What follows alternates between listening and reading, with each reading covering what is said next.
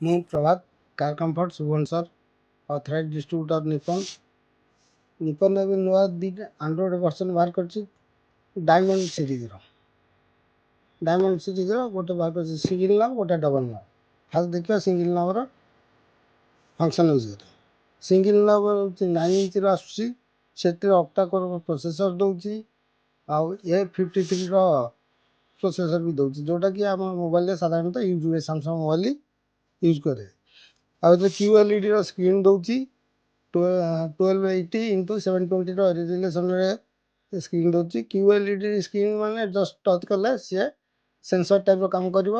ଆପଣ ଜଷ୍ଟ ହାତ ଟଚ୍ କଲା ମାନେ ସେ ସ୍କ୍ରିନ୍ ପ୍ଲେ ହେବ। ରାମ୍ ହେଲା 232, ଆଉ ୱାଇଫାଇ କନେକ୍ଟର ଦେଉଛି 2.4 MHz, ଆଉ FM ରେଡ଼ିଓ ଦେଉଛି, GPS ବି ଦେଉଛି, ବ୍ଲୁଟୁଥ୍ ଦେଉଛି। ସେଥିରେ ୱାୟାରଲେସ୍ ଆଇଫୋନ୍ ଆଉ ଆଣ୍ଡ୍ରଏଡ଼୍ ଫୋନ୍ ସପୋର୍ଟ କରୁଛି, ଆଉ HD କ୍ୟାମେରା ବି ସପୋର୍ଟ କରୁଛି। ଏହାର HD କ୍ୟାମେରା ଏଥିରେ ଆପଣ ସିଙ୍ଗିଲ୍ ନବ୍ ବାଲା ଦେଖିବେ, ସିଙ୍ଗିଲ୍ ନବ୍ ମଝିରେ ରହୁଛି, ସିଙ୍ଗିଲ୍ ନବ୍ଟା ମଝିରେ ରହୁଛି। ଆଉ QLED ସିଙ୍ଗିଲ୍ ନବ୍ ଯେଉଁ ଦେଇଛି, ସିଙ୍ଗିଲ୍ ନବ୍ ଆପଣ ଡୁଆଲ୍ ପର୍ପଜ୍ ବି ୟୁଜ୍ କରିପାରିବେ। ଗୋଟେ ହେଲା ଆପଣ ଡାଇରେକ୍ଟ ଅଫ୍ ବି କରିପାରିବେ ଏଥିରୁ, ଆଉ ଭଲ୍ୟୁମ୍ ସିଷ୍ଟମ୍ର ଭଲ୍ୟୁମ୍ ଇନକ୍ରିଜ୍ ବି କରିପାରିବେ, ଡାଉନ୍ ବି କରିପାରିବେ। ଇଏ ହେଲା ସିଙ୍ଗିଲ୍ ନବ୍ର ସେମ୍ ଫଙ୍କସନ୍ ଆପଣଙ୍କର ଡାଇମଣ୍ଡ 2Kର ଡବଲ୍ ନବ୍ର ବି ଦେଉଛି, ସେମ୍ ଫଙ୍କସନ୍। ଇଏ ଆସୁଛି 10.1 ଇଞ୍ଚର, ଆଉ 10.1 ଇଞ୍ଚ, କିନ୍ତୁ ଇଏ ଫିଟିଂ ହେବ ଆପଣଙ୍କର 9 ଇଞ୍ଚ ଫ୍ରେମ୍ରେ, କାହିଁକିନା ଆର ସେପାରେଟ୍ ବ୍ରାକେଟ୍ ଦେଉଛି।